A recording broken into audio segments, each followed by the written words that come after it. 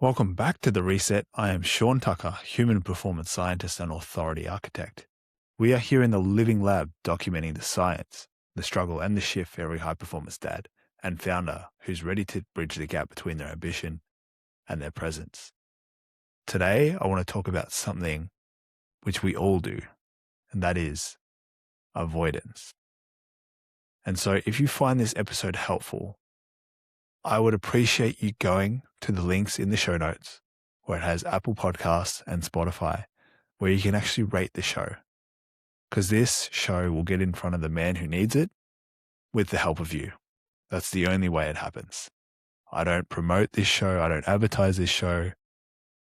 You are the promoter. And I would appreciate if you find value for you to help me out. That aside, avoidance. This show has had 150 plus episodes now. Only yesterday did I start asking for something, and that is for your help in helping this show reach others. I waited 150 days, not quite 6 months, but long enough. Why did I do that? Did I feel like I wasn't worthy of asking for it? Not really. But ultimately, it comes back down to we avoid the things that make us feel uncomfortable. We avoid things that make us feel afraid. Well, what if I ask and no one does it? Or what if I ask and people rate it and it's given 1-star reviews, right? All feedback is good feedback, no matter if it is negative feedback. It's all helpful. And there is an avoidance pattern that I have, and I'm sure you have it too. It's an anxious avoidance pattern. That avoidance shows up as anxiety, and it's because there is a fear beneath the surface. There's a fear to get the thing or ask for it, or even just say what I really think. And this is interesting. So I hope when you hear when I say I, you see yourself through my eyes or my voice. You hear yourself through my words. Because I don't think I'm special. In fact, I know I'm not. The only thing that makes me any better than someone else, maybe, jokingly of course, is that I tend to want to show up when it does get uncomfortable. I show up. And I think you do too. You're someone who shows up. But the thing is, there is an element to you, if you're listening or watching right now, that does us still avoid the uncomfort, the discomfort, the uncomfortable nature of what it takes to grow. Well, avoidance makes you grow.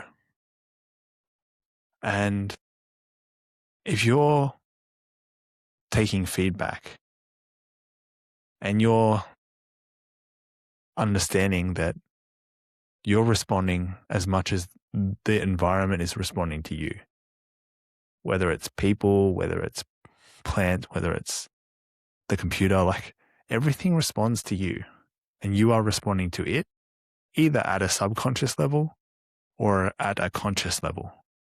That's the difference. It's, are you conscious or are you unconscious?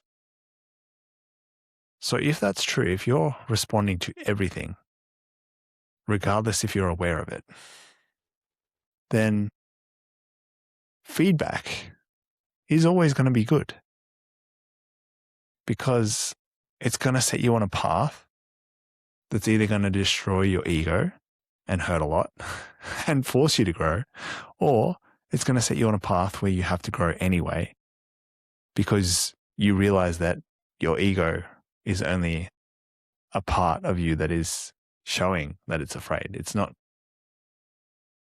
Once that thing gets over it, then it's easier to accept the truth. And I noticed this in so many guys, in so many dads especially. There are patterns of behavior that are much more close to numbing, right? It's avoiding the uncomfortable conversations.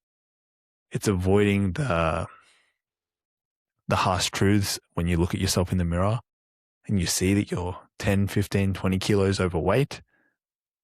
You're like, well, I'm too long gone. What if I just have one more, right? What if it's just one more day where I eat crap and I feel like crap because I'm a fat piece of shit. So what's the difference? Right? That self-talk, that inner chatter, that matters. It's having that conversation with yourself, right? If you're able to have a real, honest conversation with yourself, you can stop avoiding.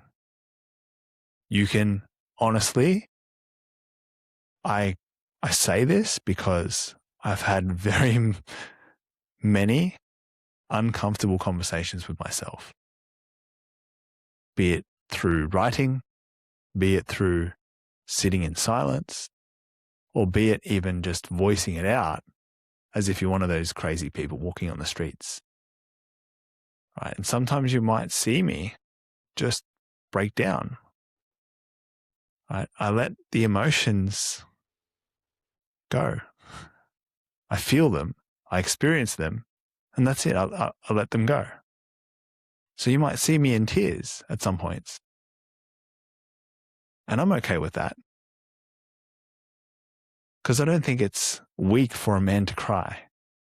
I think it's actually a great strength.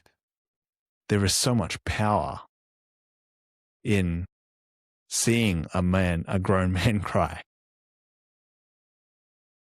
Not crying because he's complaining that it's hard. Crying so much because it hurts. Because he's actually feeling the pain that's been building up for years and years and years. That's what it takes to let go of what you've been avoiding. And having those honest conversations, not only with yourself, but with the people that care about you.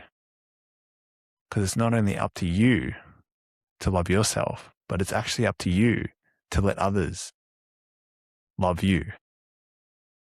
And I know that might be strange to hear.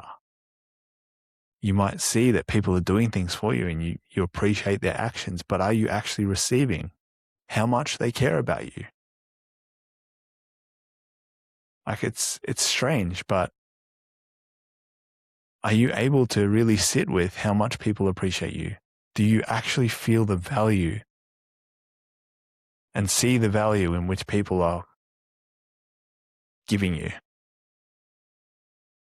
They can see your value clearer than you can. Because sometimes we have so many cracks in the mirrors. It makes it hard to see what is truly in the mirror. But we also have to remember that we are not what we see in the mirror. We are so much more. And if you can see the men behind the mirror and actually get behind the mirror, wow, that's life-changing. That will seriously change your life very quickly. Because you're not the body, you're not the mind. You are the awareness of all of it. Pretty cool. But it can also be very draining. And it takes a lot of work, but only a moment to fully experience and realize that. So, stop avoiding. Start showing up. Showing up to everything you do. Are you really there, or are you looking to escape from where you are. That brings us to the end of the episode of The Reset. If you enjoyed this, remember, please rate the show. Spotify and Apple Podcasts, the links are there in the show notes for you to go ahead and rate the show. If you want to stop being a passenger in your own life and start being the architect of your legacy, make sure you scroll down to the bottom of the show notes because there is a link where you can click 7-day reset.